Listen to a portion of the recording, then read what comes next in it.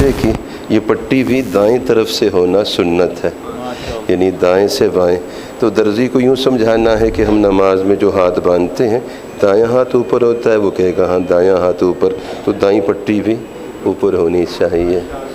جو ایک سنت پہ عمل ہو میرے محبوب صلی اللہ علیہ وسلم کے قلب اطہر کو خوشی پہنچتی ہے۔ دائیں سے بائیں فرمائیے، دائیں سے بائیں۔ کتاب بھی کھولنی ہے تو دائیں سے بائیں، احتیاطی تدابیر، حفاظتی تدابیر۔ آپ علیہ الصلوۃ والسلام دانے کا اہتمام فرماتے، یمین کا۔ تو کتاب بھی کھولیں تو دائیں سے بائیں، فائل کھولیں دائیں سے بائیں، کراسہ، نوٹ بک، کاپی دائیں سے بائیں، دائیں سے بائیں، سبحان اللہ، دائیں سے بائیں۔ اور احتیاطی تدابیر، کتاب ہمیشہ دائیں ہاتھ میں، جوتا ہمیشہ بائیں ہاتھ میں، کتاب کبھی بائیں ہاتھ میں نہ ہو، جوتا کبھی دائیں ہاتھ میں نہ ہو۔ بعض ہمارے عزیز ہیں، ظاہر ہے سب اپنے عزیز ہیں، نوجوان ہیں، اسکولوں، کالجوں، یونیورسٹیوں میں جو پڑھ رہے ہیں، پریشان ہوتے ہیں کہ ہمیں امتحان قریب آ گیا ہے مگر دماغ میں کچھ نہیں بیٹھ رہا، محنت کر رہے ہیں مگر دماغ میں کچھ نہیں بیٹھتا، کوئی وظیفہ، کوئی تعویذ، کوئی دم۔ تو ان سے گزارش کرتے ہیں آپ کتاب کو سر پہ رکھیں تو دماغ میں بیٹھے، کتاب آپ سینے پہ رکھیں تو سینے میں اترے۔ آپ کتاب کو بائیں ہاتھ سے پکڑتے ہیں، گھٹنے پہ مارتے ہوئے جاتے ہیں۔ فرمائیے یہی صورتحال، بائیں ہاتھ میں جیسے کان سے پکڑا ہے کتاب کو، گھٹنے پہ مارتے ہوئے جا رہے ہیں، بے ادب کو کچھ نصیب نہیں ہوتا۔ اور اب تو دیکھا گیا کہ بستہ جو ہے کتابوں کا اس کو پس پشت ڈال دیا ہے۔ ذرا لفظ پس پشت ضرور فرمائیے زبان سے، پس پشت ڈال دیا ہے۔ تو جس چیز کو پس پشت ڈال دیں، جس کی طرف پیٹھ کر دیں، تو گویا ہم نے ادھر رخ ہی نہیں کیا، تو ہمیں وہ فیض کیسے ملے، بچوں کو نفع کیسے ہو، بچوں کو فائدہ کیسے ہو؟ وہ تو ادب ہے۔ فرمائیے کتاب سامنے ہو، سینے پہ ہو، سبحان اللہ۔ کتاب کو سینے پہ سینہ ہے، ایک سینہ ہے جو سینہ ہے اور ایک سلائی کر کے سینہ ہے۔ کتاب کو سینے پہ سینہ ہے، پھر ہے کتاب کا نفع، اس کا فیض نصیب ہوتا ہے۔ انشاءاللہ ہم ارادہ کرتے ہیں یہ پٹی دائیں سے بائیں ہوا کرے گی۔ ہمیں درزی کہیں گے، وہ کہیں گے یہ پٹھا ہے، یہ پٹھا ہے، ہم کہیں گے نہیں پہلے پٹھا تھا اب سدھا ہے، چونکہ وہ فوراً آپ سے کہیں گے نہیں یہ طریقہ پٹھا ہے، تو لیکن آپ نے فرمانا ہے نہیں پہلے پٹھا تھا اب سدھا ہے، چونکہ طریقہ یہ ہے نماز میں دایاں ہاتھ اوپر ہے تو دائیں پٹی بھی۔ سبحان اللہ، سبحان اللہ۔ تو ہم دائیں سے بائیں، میرے حبیب صلی اللہ علیہ وسلم فرماتے ہیں دائیں چلو، فٹ پاتھ پہ چلنا ہے، پیدل چلنا ہے تو دائیں چلیں، حتیٰ کہ سیارہ، سواری بھی دائیں چلے، جو اصل طریقہ ہے، حقیقت یہی ہے اور برکت اسی میں ہے۔ ہر سنت اللہ کی رحمت کو کھینچ کر لاتی ہے، ہر سنت رب کی رحمت کو کھینچ کر، جالب رحمت بھی ہے، جاذب رحمت بھی ہے۔ محبوب کی ہر ادا میرے رب کو محبوب ہے۔ ہم محبوب کی محبوب اداؤں کو اپنائیں گے، رب کے محبوب بن جائیں گے۔ اعوذ باللہ من الشیطان الرجیم، بسم اللہ الرحمن الرحیم، قل ان کنتم تحبون اللہ فاتبعونی۔ دو باتیں، دو نفع ہوں گے، یحببکم اللہ ویغفر لکم ذنوبکم۔ اے میرے محبوب صلی اللہ علیہ وسلم آپ فرمائیے، میرے بندوں سے، اپنی امت سے فرمائیے کہ تم اپنے رب سے محبت کرنا چاہتے ہو، اس کا راستہ یہ ہے کہ میری اتباع کرو، آپ علیہ الصلوۃ والسلام کے نقش قدم پہ چلو۔ تم کیا مجھ سے، اللہ تعالیٰ فرما رہے ہیں گویا تم کیا مجھ سے محبت کرو گے، تم میرے محبوب کی اتباع کرو، میں رب تم سے محبت کروں گا، میں تمہیں اپنا محبوب بنا لوں گا اور تمہاری بخشش فرما دوں گا۔ تو انشاءاللہ احتیاطی تدابیر میرے ساتھ فرمائیے، وہ کیا ہیں کہ دائیں چلنا ہے، ایک سنت پہ عمل ہو۔ میرے نبی علیہ السلام کے قلب اطہر کو خوشی پہنچتی، خوشی پہنچتی۔ ہمارا سب کچھ تو وہی ہے، شفاعت بھی انہی کی ہے، اطاعت بھی۔ کل میدان محشر میں یہ حفاظتی تدبیر عرض کر رہا ہوں، کل میدان محشر میں جن کی شفاعت چاہیے آج زندگی میں صرف انہی کی اطاعت چاہیے۔ کل میدان محشر میں سب کی نظریں شفاعت کے لیے جن پر ہوں گی، آج اطاعت کے لیے بھی سب کی نظریں انہی پہ ہونی چاہیے۔ بات واضح ہے؟ احتیاطی تدبیر، حفاظتی تدبیر، سنت محبوب ہو جائے، محبوب کی ہر ادا محبوب ہو جائے تو انشاءاللہ عزم و ارادہ کرنا ہے کہ بائیں سے دائیں نہیں، دائیں سے بائیں، دائیں سے آغاز بھی دائیں سے کرنا ہے۔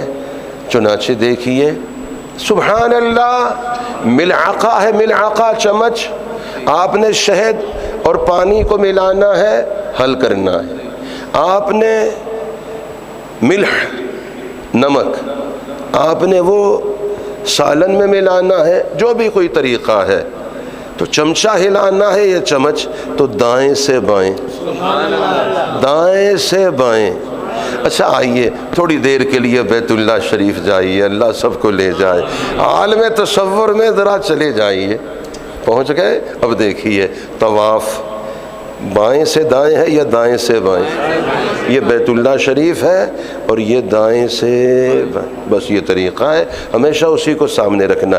گھڑی بھی دائیں سے بائیں گھومنی چاہیے، گھڑی بھی، گھڑی کی سوئیاں بھی دائیں سے بائیں گھومنی چاہیے۔ اچھا یہ بتائیے، بائیں کو کہتے ہیں پٹھا اور دائیں کو کہتے ہیں سدھا، بات واضح ہے؟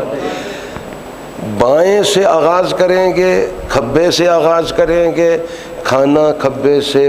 اچھا یہ جو ڈینگی ہے یہ پنجابی کا لفظ ہے، سدھی ڈنگی، سدھی، تو جو بائیں ہاتھ سے کھاتا ہے اس کو ڈینگی ہے، جو بائیں ہاتھ سے پیتا ہے اس کو ڈینگی ہے، جو بائیں طرف سے چلتا ہے اس کو ڈینگی ہے، جو بائیں طرف سے فائل کھولتا ہے اس کو ڈینگی ہے۔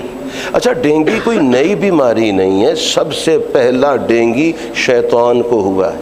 اچھا فرعون شداد نمرود کو بھی ڈینگی تھا، ابو جہل ابو لہب کو بھی ڈینگی تھا۔ ڈینگی کا معنی ڈنگے کام کرنا، پٹھے کام کرنا۔ تو بتائیے پٹھے کماں دے نتیجہ ہمیشہ سدھے ہوتے ہیں، پٹھے کماں دے نتیجے ہمیشہ پٹھے۔ ہم دیکھ رہے ہیں زندگی ہماری تقریباً پٹھی ہے اور نتیجہ بھی پٹھا ہے، کوئی نفع ہمیں حاصل نہیں ہو رہا ہے۔ وطن بھی ہمارا دن بدن داؤ پہ لگ گیا ہے، ہماری نجی زندگی بھی ایسے ہی ہے۔ فرمائیے آج عزم و ارادہ ہے، ہمارے عزیز، ہمارے بہت پیارے مفتی محمد ابو بکر صاحب سلمہ حفظہ اللہ، آج ان کے نکاح کی تقریب ہے۔ ان کے دادا جان جلوہ افروز ہیں، حضرت بھی جلوہ افروز ہیں۔ آپ سب کے لیے، ہم سب کے لیے خوشی کا موقع ہے۔ حق تعالی شانہ سب کے بچوں بچیوں کے مقدر اچھے فرمائے، حیا والے رشتے ہوں، وفا والے رشتے ہوں، پاکیزہ نسبتیں ہوں۔ دایاں پاؤں گھر میں داخل ہوتے ہوئے دایاں پاؤں رکھنا ہے، باہر نکلتے ہوئے بایاں پاؤں رکھنا ہے۔ گھر میں داخل ہوئے بسم اللہ پڑھنا ہے، الصلاۃ والسلام علی رسول اللہ پڑھنا ہے، گھر والوں کو سلام کرنا ہے، ایک دفعہ سورہ اخلاص پڑھنا ہے۔ اس گھر سے برکتیں کبھی جاتی نہیں۔ اور گھر میں داخل ہوئے کوئی پتہ ہی نہیں ہے دایاں پاؤں رکھا یا بایاں، سلام کیا یا نہیں کیا ہے، اور کوئی معمولات کا اہتمام نہیں، اس گھر میں برکتیں کبھی آتی نہیں ہیں۔ احتیاطی تدابیر، حفاظتی تدابیر، ہم عزم و ارادہ کرتے ہیں کہ دائیں سے بائیں، انشاءاللہ چمچ کو ہلانا ہے تو دائیں سے بائیں۔ اچھا دیکھیے، آپ نے مجھ سے فرمایا مسجد ہے ہماری جامعہ مسجد الرحمن اسلام آباد بلیو ایریا، آپ نے مجھے فرمایا آپ یہاں حاضر ہوئے۔ اچھا مسجد میں ہمیشہ حاضری ہے، تشریف آوری نہیں ہوتی ہے۔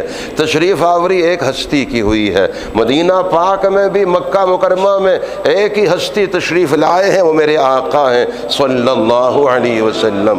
اس کے بعد مکہ مکرمہ میں بھی حاضریاں ہی ہیں، مدینہ پاک میں بھی حاضریاں ہیں، تشریف آوری نہیں ہے۔ بڑی جگہ پہ حاضری ہوتی ہے، تشریف آوری نہیں ہوتی۔ چنانچہ میری حاضری ہوئی، آپ نے فرمایا اچھا ہوا آپ تشریف لائے، ہم ذرا چاہ رہے تھے مسجد میں داخل ہونے کے آداب تو آپ فرمائیے، آداب سنائیے۔ اچھا دیکھیے، ہر عمل کا ادب اس عمل کا وضو ہے، فرمائیے۔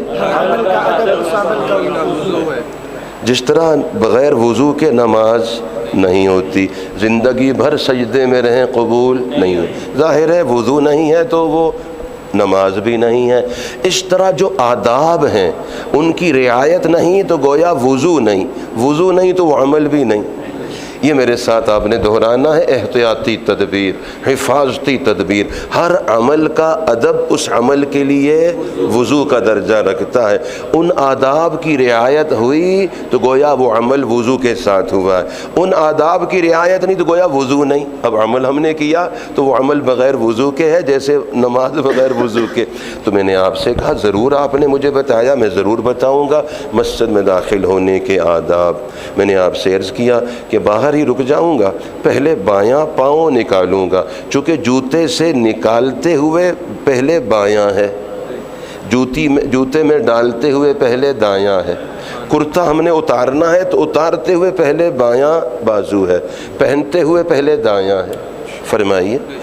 اب ظاہر ہے مسجد میں تو دایاں رکھنا ہے مگر جوتے سے بایاں نکالنا ہے، تو جوتے سے نکال کے جوتے پہ ہی رکھوں گا، پھر دوسرا دایاں پاؤں جوتے سے نکال کے مسجد میں رکھوں گا، بسم اللہ پڑھوں گا، الصلاۃ والسلام علی رسول اللہ، اللہم اغفر لی ذنوبی وافتح لی ابواب رحمتک، یا اللہم افتح لی ابواب رحمتک، اور اعوذ باللہ العظیم وبوجہہ الکریم وسلطانہ القدیم من الشیطان الرجیم۔ یہ بھی مسجد میں داخلے کی دعا ہے، اور سنت اور اعتکاف کی نیت کر لوں گا۔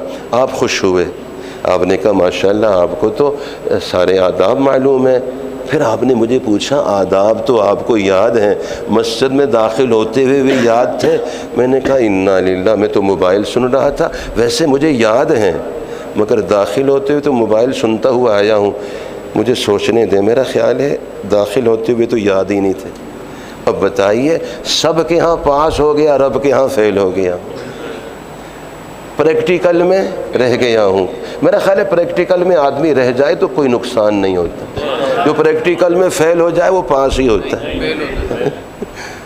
ہم لوگ باتوں میں پاس ہو جاتے ہیں مگر عمل میں اپنے نبی علیہ السلام کی محبت کے تذکرے میں پاس ہیں، مگر عمل کا وقت آیا ان کے پاک طریقے پر، چونکہ آپ علیہ السلام سسر مبارک بھی ہیں اور داماد بھی ہیں۔ چاروں خلفاء راشدین رضوان اللہ تعالی علیہم اجمعین میں پہلی دو ہستیاں سسر ہیں، بعد والی دونوں ہستیاں داماد ہیں۔ سیدنا ابو بکر صدیق رضی اللہ تعالیٰ عنہ، سیدنا فاروق اعظم رضی اللہ تعالیٰ عنہ سسر ہیں، سیدنا عثمان غنی، عثمان ذو النورین، عثمان ذو الحجرتین، سب کو پتہ ہے حضرت سیدنا عثمان غنی، عثمان ذو النورین، عثمان ذو الحجرتین رضی اللہ عنہ وہ ہستی ہیں۔ آپ علیہ السلام نے فرمایا میرا عثمان یہ اس شان والا ہے کہ حضرت سیدنا ابراہیم علی نبینا وعلیہ الصلاۃ والسلام کے بعد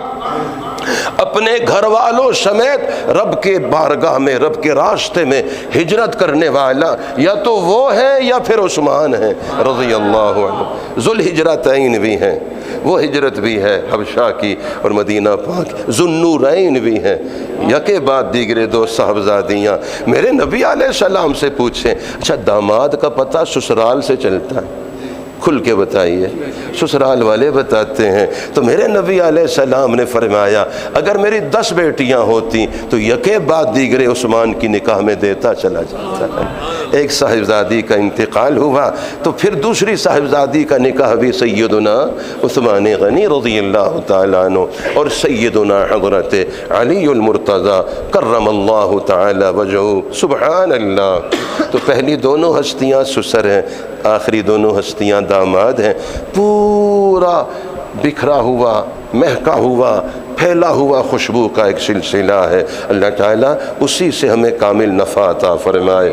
داماد کے لیے بھی نمونہ ہے، سسر کے لیے بھی۔ آپ علیہ السلام کی صاحبزادیاں بھی ہیں، ان کے بھی نکاح ہوئے ہیں، اپنے نکاح بھی ہوئے ہیں، وہ نمونہ ہے ہمارے لیے۔ اب دیکھیے، باتوں میں تو ہم پاس ہو گئے مگر نکاح کا وقت آیا پھر فیل ہو جاتے ہیں پریکٹیکل میں، ولیمہ پہ بڑا مسئلہ بناتے ہیں۔ ایک صاحب نے مجھے کہا کہ آپ نے نکاح پڑھانا، میں نے کہا ضرور پڑھاؤں گا۔ ایک عرصہ گزر گیا، نکاح کا تذکرہ نہیں۔ میں نے کہا بھائی اب تعلق بہت گہرا ہے، آپ واضح فرمائیں، چونکہ سفر زیادہ ہیں، ایسا نہ ہو وہ تاریخ آپ طے کریں وہ میرے پاس فرصت نہ ہو۔ انہوں نے کہا نہیں وہ تو سب طے ہے مگر حال فارغ نہیں ہے۔ حال اچھا، میں حال شادی حال کی طرف ذہن نہیں گیا، حال سے مراد حالت یعنی مالی حالات۔ میں نے کہا آپ کا حال تو اچھا ہے، آپ تو صاحب ثروت ہیں، حال آپ کہتے ہیں نہیں شادی حال۔ میں نے کہا اتنا بے حال ہونے کی کیا ضرورت، اتنا بے حال ہونے کی۔ معاملات میں سب سے سستا نکاح ہے، سب سے اتنا سستا ہے کہ ہر ایک کر سکتا ہے، آسانی سے کر سکتا ہے، مگر ہم نے مشکل بنا دیا۔ اچھا، ایک بندش کا بھی تذکرہ ہونا چاہیے۔ کہتے ہیں کہ رشتے آ رہے ہیں مگر پھر عین وقت پہ پتہ ہی نہیں کہاں چلے جاتے ہیں، کوئی بندش ہے۔ ایک بندش کا پتہ میں دیتا ہوں، اس طرح کی بندش ہے وہ تو ہم نے خود باندھی ہوئی ہے، وہ کھول دیں گے، وہ گرا ہم نے باندھی ہے۔ ایک آدمی کا اونٹ گم ہو گیا، میرے ساتھ فرمائیے، اونٹ گم ہو گیا۔ روضۃ الادب میں مفید الطالبین میں بھی یہ قصہ ہے۔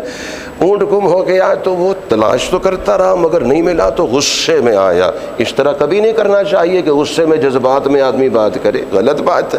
وہ غصے میں اس نے کہا میں تلاش کر کر کے تھک گیا ہوں، اگر اب ملا تو 1 روپے میں بیچوں گا۔ 1 روپے میں، غصے میں زبان سے ادا کیا۔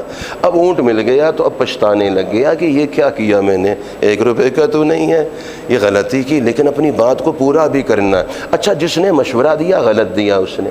ہمیں ہر ایک کو نبض دکھاتے ہیں، جو بیٹھا ہو اس کو نبض نہیں، ماہر حاذق طبیب معالج دکتور کو دکھاتے ہیں، اس شعبے کے متخصص کو دکھاتے ہیں، مگر دین کا مسئلہ ہر ایک سے پوچھتے ہیں، جو نظر آیا اس سے مسئلہ پوچھ۔ غلط کیا اس نے، غلط پوچھا، غلط بتایا، اس پہ آپ نے انا للہ پڑھنا۔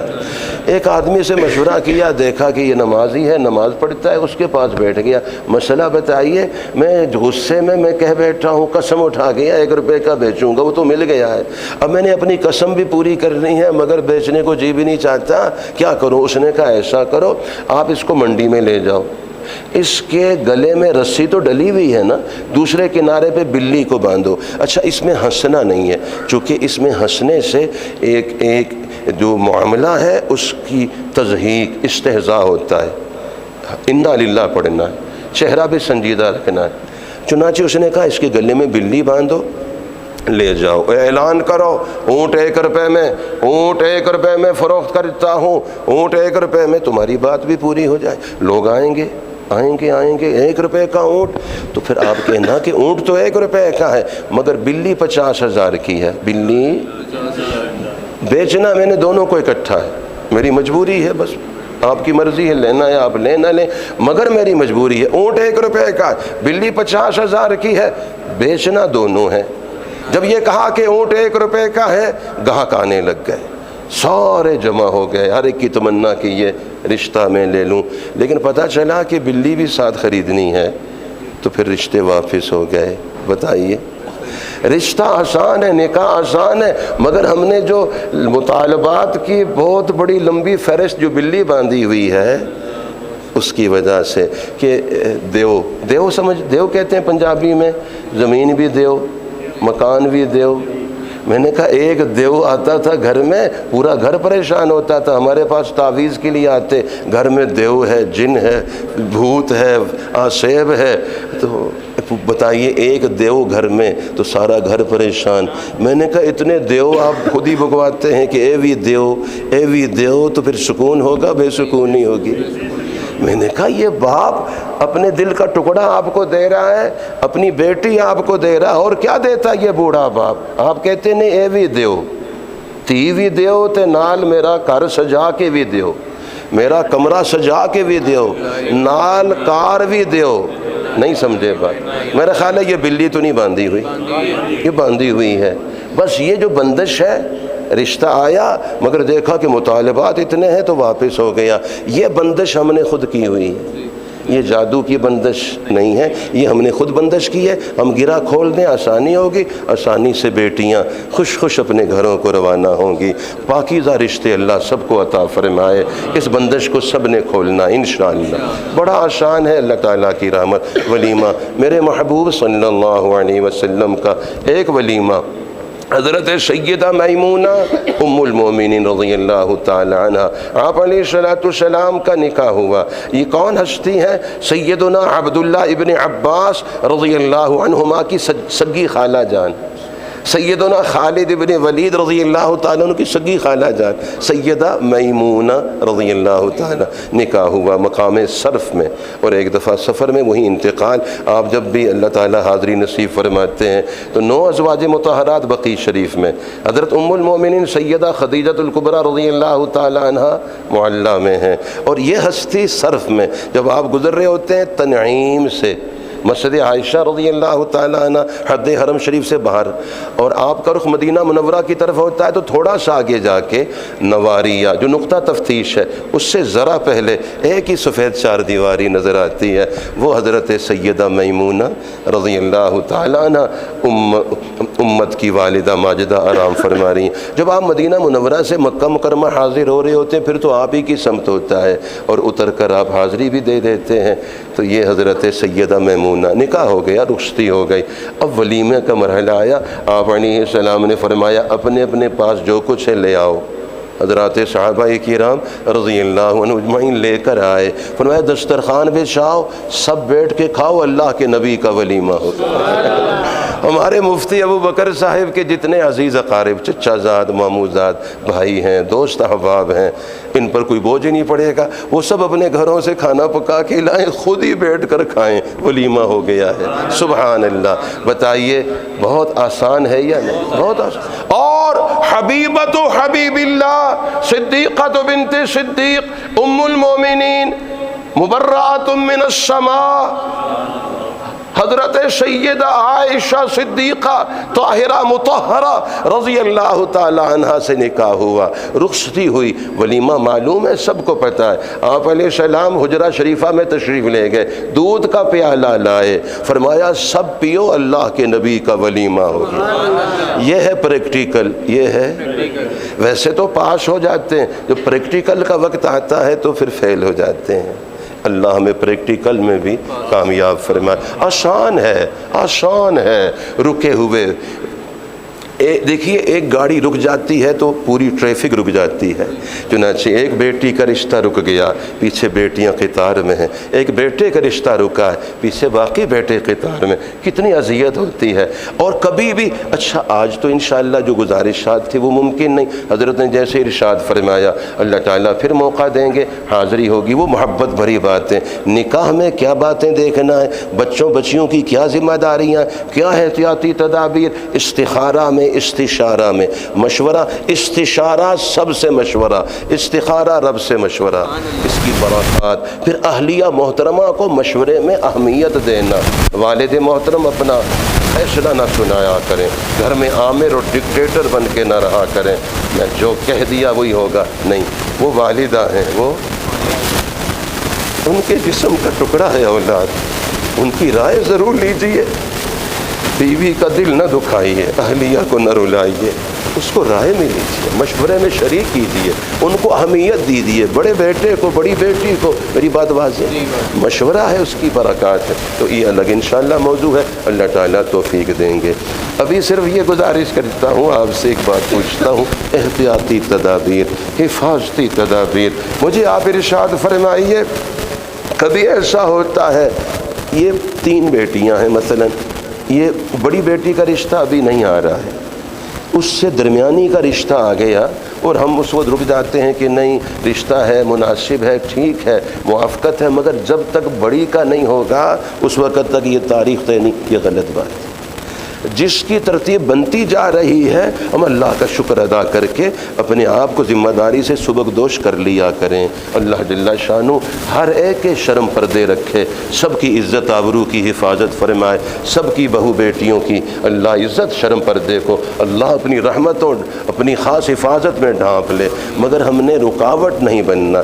یا بعض دفعہ یہ ہوتا ہے بڑے بیٹے کا جب تک نہیں ہوگا اس سے چھوٹے کا نہیں، حالانکہ چھوٹے کے لیے مناسبت کی ترتیب بن گئی مگر اس وقت تک رکاوٹ، یہ بات بھی مناسب نہیں ہے۔ بات کچھ واضح ہے، کچھ احتیاطی تدابیر، کچھ حفاظتی تدابیر واضح ہیں۔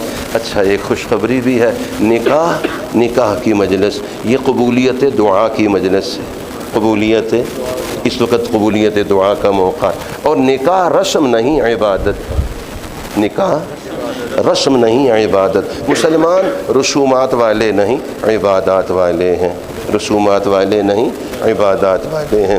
اب میں خطبہ نکاح پڑھتا ہوں۔ الحمدللہ الذی ہدانا لہذا وما كنا لنهتدی لولا ان ہدانا اللہ لقد جاءت رسل ربنا بالحق صلوات اللہ وسلامہ علیہم وعلى من تبعهم بإحسان إلى يوم الدين اللهم صل على سيدنا ومولانا محمد في أول كلامنا وصل على سيدنا ومولانا محمد في أوسط كلامنا وصل على سيدنا ومولانا محمد في آخر كلامنا أما بعد فأعوذ بالله من الشيطان الرجيم بسم الله الرحمن الرحيم يا أيها الذين آمنوا اتقوا الله حق تقاته ولا تموتن إلا وأنتم مسلمون وقال الله تبارك وتعالى يا أيها الناس اتقوا ربكم الذي خلقكم من نفس واحدة وخلق منها زوجها وبث منهما رجالا كثيرا ونساء واتقوا الله الذي تساءلون به والأرحام إن الله كان عليكم رقيبا وقال الله تبارك وتعالى يا أيها الذين آمنوا اتقوا الله وقولوا قولا سديدا يصلح لكم أعمالكم ويغفر لكم ذنوبكم ومن يطع الله ورسوله فقد فاز فوزا عظيما وقال النبي صلى الله تعالى عليه وسلم يا معشر الشباب من استطاع منكم الباءة فليتزوج فإنه أغض للبصر وأحسن للفرج ومن لم يستطع فعليه بالصوم فإنه له وجاء وقال النبي صلى الله تعالى عليه وسلم إن أعظم النكاح بركة أيسره مؤونة وقال النبي صلى الله تعالى عليه وسلم الدنيا كلها متاع وخير متاع الدنيا المرأة الصالحة وقال النبي صلى الله تعالى عليه وسلم لم تر للمتحابين مثل النكاح وقال النبي صلى الله تعالى عليه وسلم إذا تزوج العبد فقد استكمل نصف الإيمان فليتق الله في نصف الباقي وقال النبي صلى الله تعالى عليه وسلم اذا خطب الیکم وفی روایت اذا جاءکم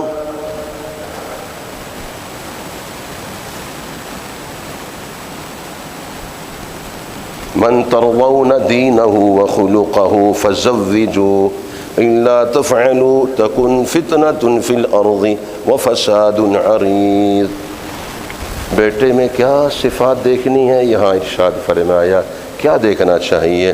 بعض حضرات دیر لگاتے ہیں اور رشتے آتے ہیں، رشتے نہیں ہونے دیتے، کہتے ہیں جی حالاں پیراں تے کھلسی. میرے خیال ہے یہ کھلسی کوئی اور لغت ہے، پنجابی تو نہیں ہے. پیراں تے کھلوسی، پیراں تے کھلوسی تے پھر ادا نکاح کریں گے.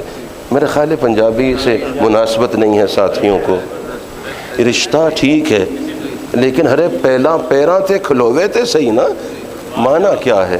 کیا معنی ہوتا ہے؟ معنی یہ ہوتا ہے کہ اس کا کوئی روزگار ہو، کوئی ملازمت ہو. کوئی پیراں تے کھلوسی تے پھر ادا رشتہ کریں گے. میں کیا تسی کہندے ہو پیراں تے کھلوے؟ وہ تو پھسلا ہوا ہے، انہوں پھڑ کے پیراں تے کھڑا کرنا تہاڈی ذمہ داری ہے. او اوندے منہ میری بات واضح نہیں، چونکہ موبائل نے ان خرافات نے اتنا نقصان پہنچایا ہے. پاؤں پہ کھڑا کیا ہوگا؟ وہ اوندے منہ گٹر میں گرا ہوا ہے. حلال کا انتظام آپ نہیں کریں کہ بھوک تو لگی ہے، پھر حرام میں دائیں بائیں منہ میں. بات واضح ہے. تو میں نے کہا یہ عجیب آدمی ہے، پیراں تے کھلوسی، تسی کھلوسی کا انتظار کرتے ہو، وہ تو اوندے منہ روزانہ.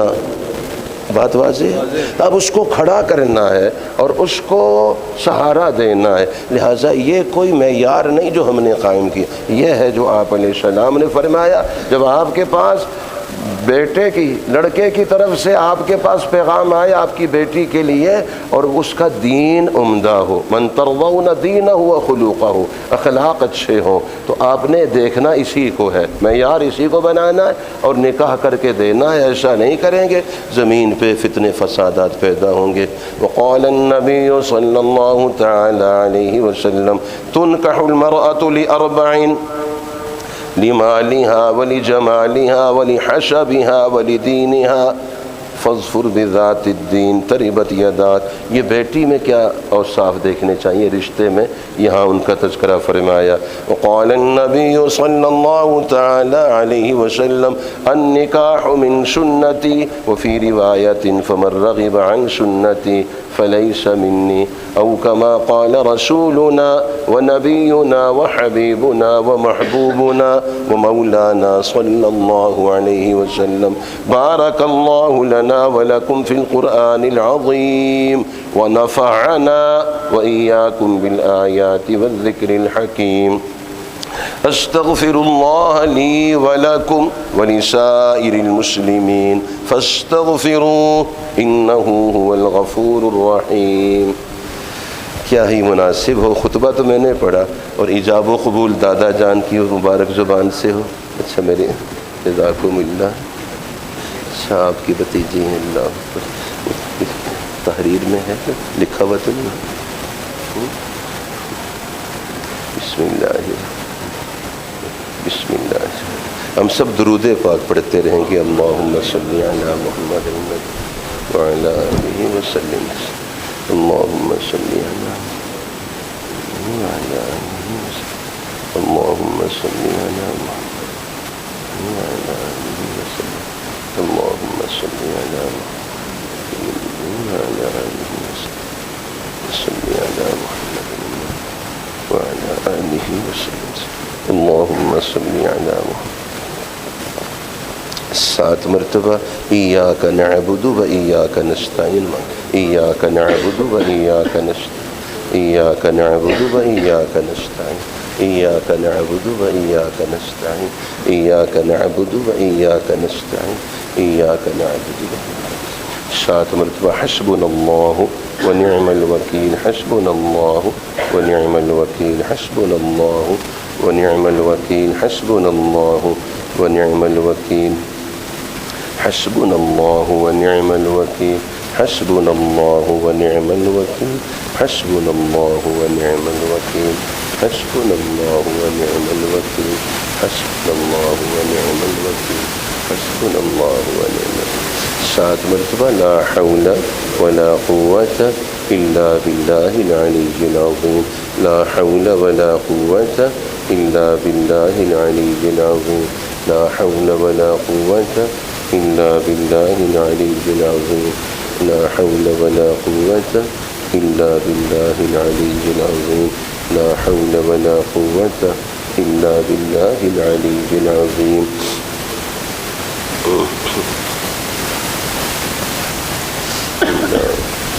ہمارے محترم بھائی کرامت اللہ صاحب، کرامت اللہ صاحب آپ کی بھتیجی ہیں فاخرہ بی بی، ہمارے محترم عنایت اللہ صاحب مرحوم کی صاحبزادی۔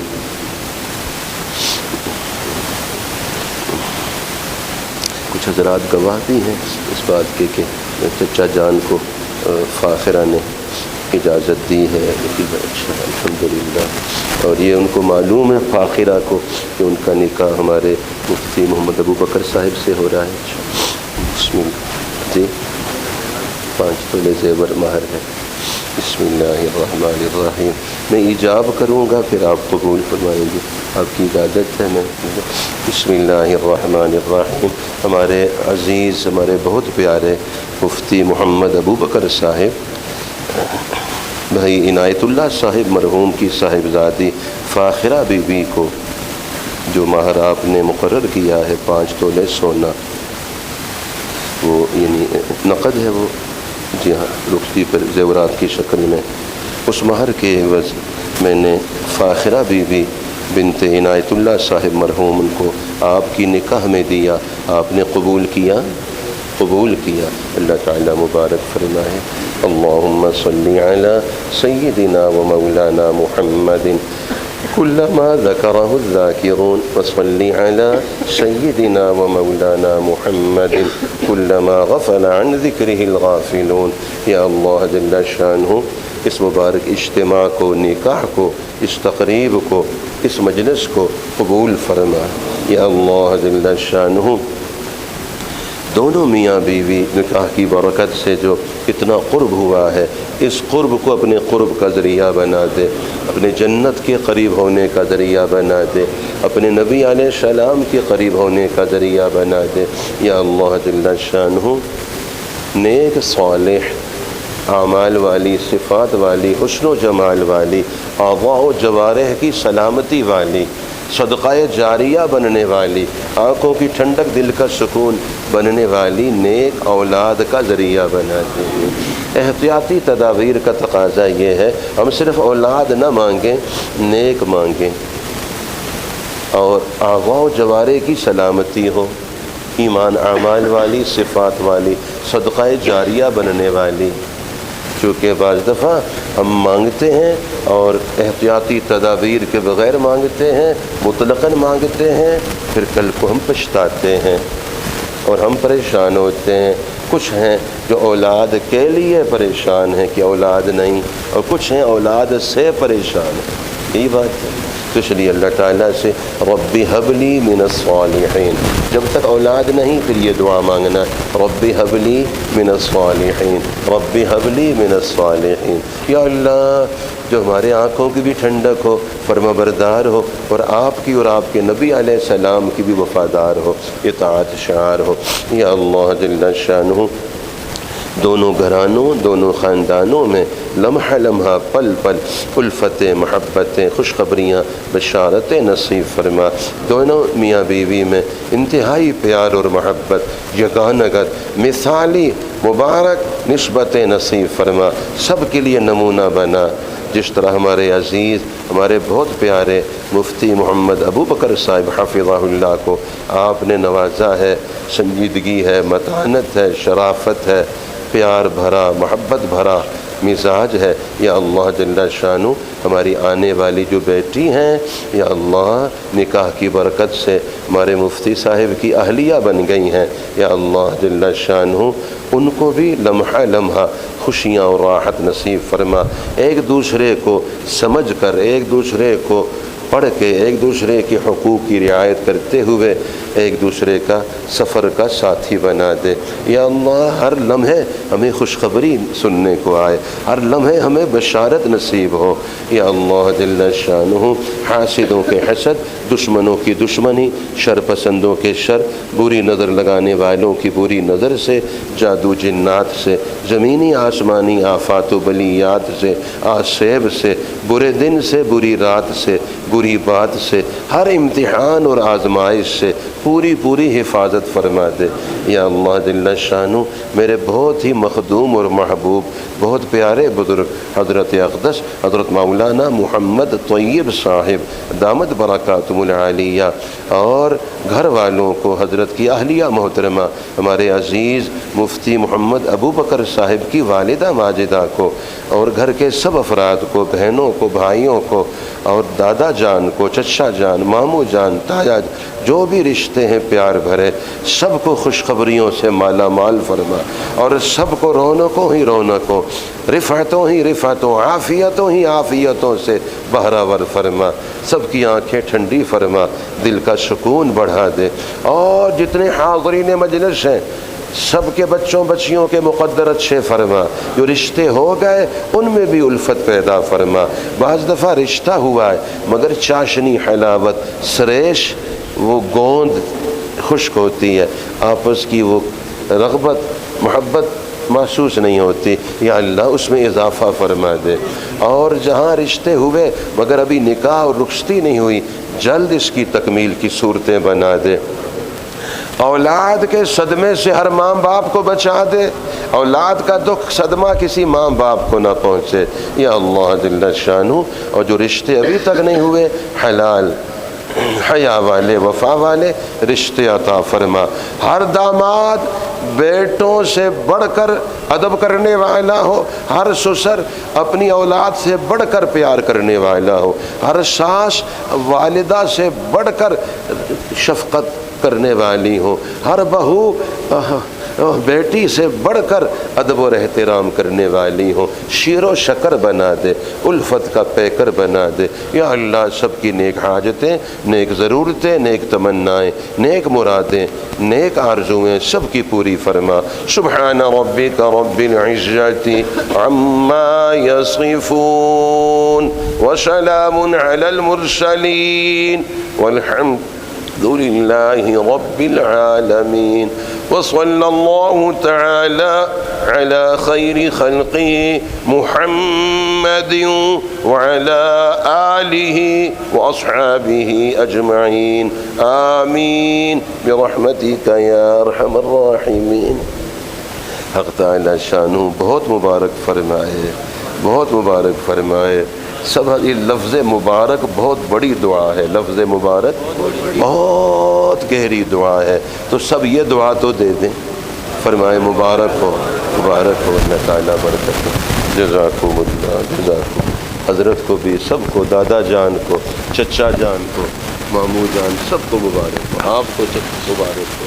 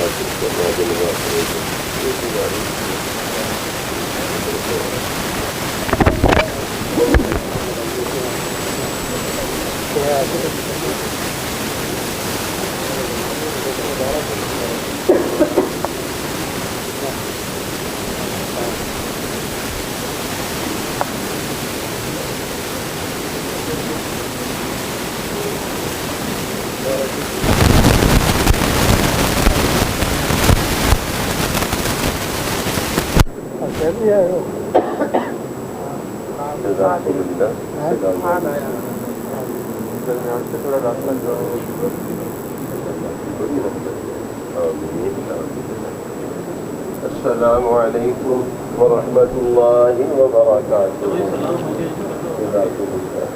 اللہ تعالیٰ رائیگل کے لیے بہت محنت کروانا ہے، دعا بھی فرمانا ہے، خود بھی تشریف لے جانا ہے۔ مسجد ابو القاسم میں تشریف بہت ہے، آپ کے قیام کی تشریف السلام